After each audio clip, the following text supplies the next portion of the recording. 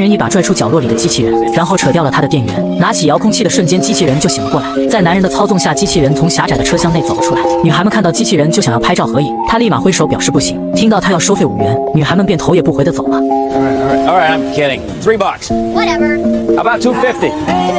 狼叔是个旧时代的拳击手，现在却只能操控废旧的机器人来格斗。为了可怜的几百元，他接受了镇上的一场格斗比赛，对手是一头暴躁的黑牛。比赛一开始，机器人伏击者一个抱摔就放倒了对手。面对黑牛的冲锋，伏击者也是一个起跳就轻松躲过。落地后，他转身一拳打中黑牛的脑袋，黑牛再次被放倒在地。精彩的表演赢得了现场观众的尖叫与欢呼。狼叔此时居然撩起了看台上的妹子，然而就在下一秒，黑牛一个冲锋就把伏击者的右腿卸了下来。接下来局势直接一面一暗，失去一条腿的伏击者根本不是黑牛的对手，很快他就被黑牛顶在头上满场撒欢。就这样，狼叔输掉了比赛，并欠下了高额的费用。他慌忙地把报废的伏击者装车，准备逃离此地。这时，2个男人找到他，原来他前妻不幸去世了，给他留下了一个11岁的孩子。前妻的姐姐想要领养这个孩子，这需要狼叔的同意。他急匆匆地赶到法院，只想快点签字走人。刚坐下，他就瞄到了姐夫手上的金手表，一个搞钱的计划顿时出现在他脑海里。他把姐夫叫到了走廊里，威胁他想要孩子的抚养权就必须给钱。姐夫爽快地同意了，不过他们马上要去旅游度假，需要狼叔照顾孩子1个月。狼叔立马表示加钱。狼叔与儿子马克思的第一次见面并不愉快，在得知父亲10万就把自己卖了，马克思立马表示要分一半。可是狼叔已经花掉全部的钱买了一台新的机器人。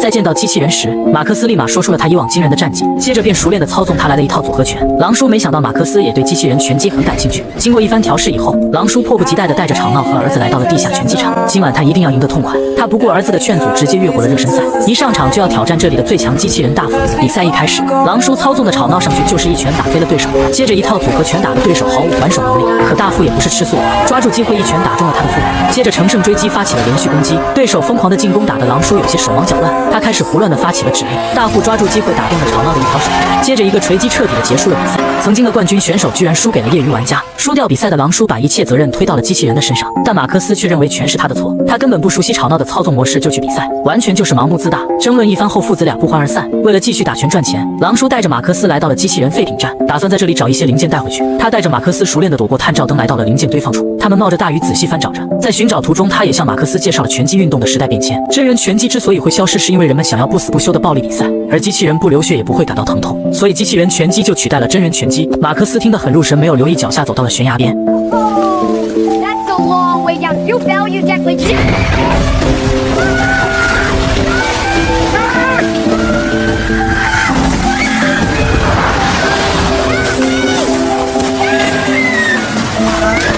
危急时刻，一条伸出的机械手臂救了他一命。狼叔此时也顺着扶梯来到了悬崖边，他小心翼翼地把马克思拉了回来。获救后，马克思转身用手拨开身边的泥土，发现下面埋着一个破旧的机器人，他想要把它带回去，但狼叔却不愿意在这里浪费时间，他只想快点离开这个危险的地方。说完，他头也不回地走了。马克思只能独自冒雨慢慢挖掘着，他不顾大雨，整整挖了1夜，终于将机器人从泥土中刨了出来，随后迫不及待地将其带回家中。令人诧异的是，在接通电源的瞬间，这台埋藏多年的机器人竟还能正常启动，而更让他欣喜的是，机器人居然带有罕见的映射功能，它能模仿看到的一切动作，就连父亲查理都表示捡到宝了。麦克斯兴奋地将机器人带去冲洗，这时才看到胸前刻着的字母亚当，显然这就是机器人的名字。随后麦克斯满心期待地找到父亲，希望能带亚当去参加拳赛，可查理却表示这是在给对手送钱，因为亚当只是个陪练机器人，生来就是挨打用的，从未有人用它参赛。但麦克斯却不以为然，他总觉得亚当有些与众不同，每当对上那双深蓝的眼睛时，总觉得里面藏着无尽的潜力。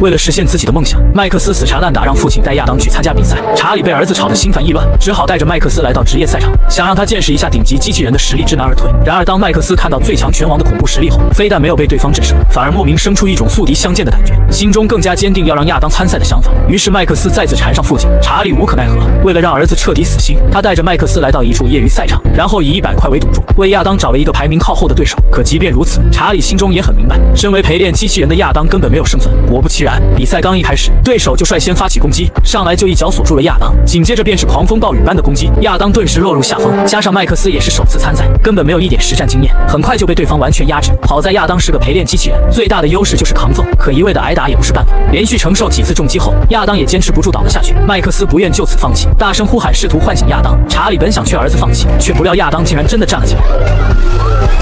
现场一片哗然，没想到这个破旧的陪练机器人居然扛过了第1回合，而麦克斯也在实战中逐渐熟悉操作。于是，在第2回合开始后，对手本想使用老招数控制亚当，谁知却被麦克斯轻松躲过，反而吃了一记亚当重锤，当场被打得系统崩溃。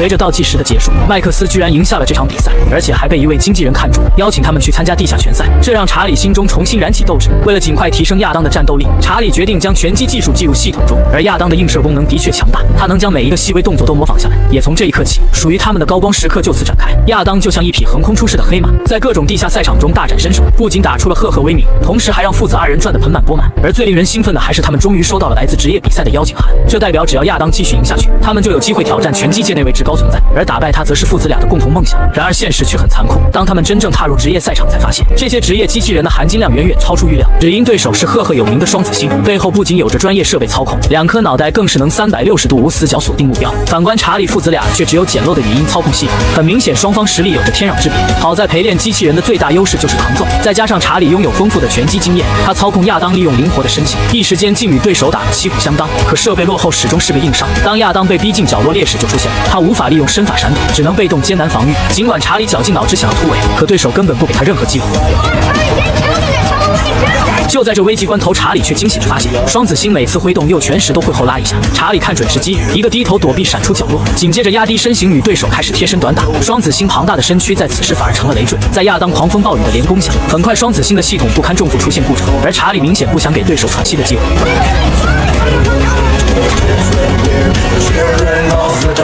随着10秒倒计时结束，全场观众瞬间沸腾。谁曾想，一个破旧的陪练机器人竟然打败了职业选手？然而就在主持人激动地宣布结果时，麦克斯却一把抢走麦克风，然后做出一件令人目瞪口呆的事。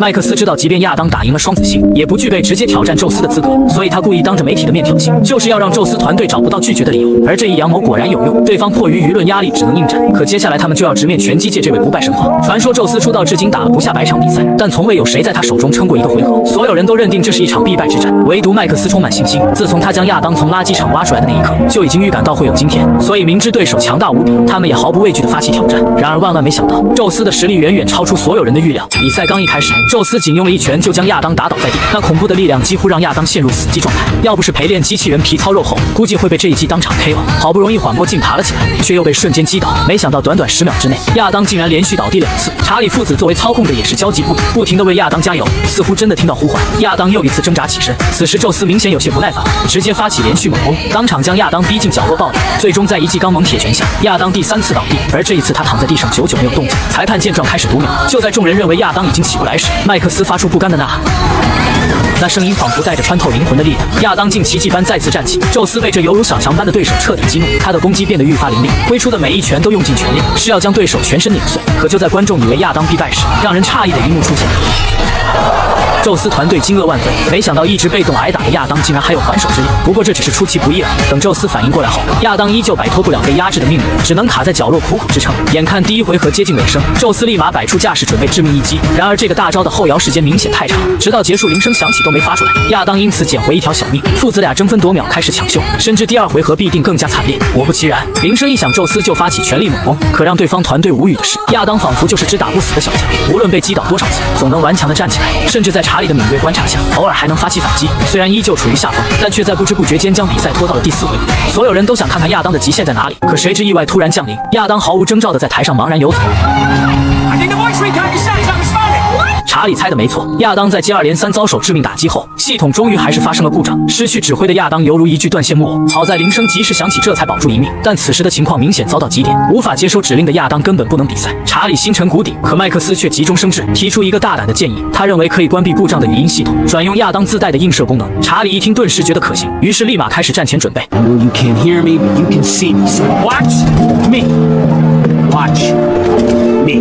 Now you're talking to a robot. I know. Shut up. Watch me. 随着决胜局的开启，查理在台下挥拳引导，亚当就在台上模仿动作。虽然依旧处于挨打状态，但好在每次都能及时做出防御，而胜利的天平也在悄然间倾斜。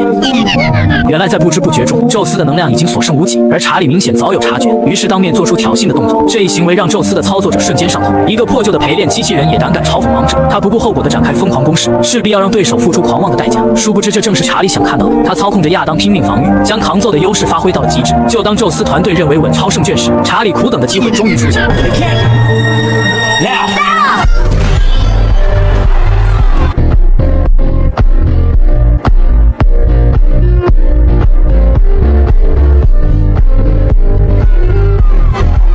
对手实在没想到事情会发展到这一步，惊慌失措地切换手动模式，企图扳回当前的劣势。可此时的他哪还是亚当的对手？有了查理这位职业拳击手的映射，亚当犹如战神附体般势不可挡，哪怕对手是众神之首的宙斯也不行。看着父亲肆意挥拳的样子，麦克斯顿时热泪盈眶，回想起这一路走来的艰辛，在此刻一切都是那么值得。而比赛打到现在已经没有任何悬念，在一记漂亮的上勾拳下，宙斯忽然倒地。在连续被对手打倒无数次的情况下，亚当终于迎来极限反杀。尽管对方团队不甘地操控宙斯重新站起，但明显已是无力回天。随着清脆的铃声响起，比赛正式结束。最后3位裁判共同评分为47比46，宙斯以1分之差险胜夺冠。可麦克斯父子却并未气馁，虽然输掉了比赛，但他们却赢得了更加珍贵的东西。 They're already calling your bot the People's Champion. People's champion?